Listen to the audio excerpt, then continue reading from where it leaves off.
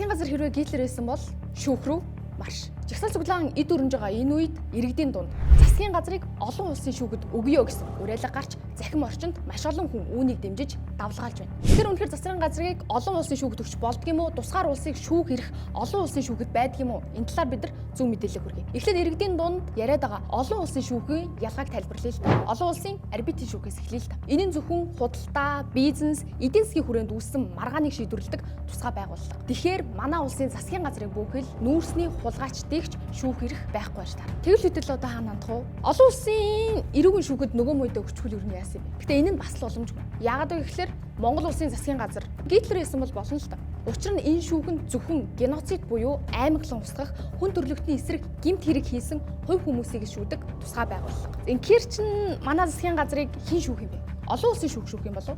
Бас л үгүй. Яагаад вэ гэхээр энэ нь улс хоорондын маргааныг л шийдвэрлэдэг. Тэгэхээр засгийн газартаа сэтгэл ханамжгүй байгаа ард түмэн болон манай улсын нүүрсний хулгайчдын асуудал тэдэнд падлийч байхгүй. Бид нэг л зүйлийг санах хэрэгтэй. Учир нь бид тусгаар тогтносон улс. Тийм болохоор олон улсын шүүх байгууллагууд тусгаар улсын дотоод хэрэгт оролцох шүүх эрх байдаггүй байна. Олон улсын шүүхэд хандах эрх хэн бүхэнд байгаа. Гэлээ гэхдээ бидний асуудлыг хүлээн авч шийдвэрлэж чадахгүй.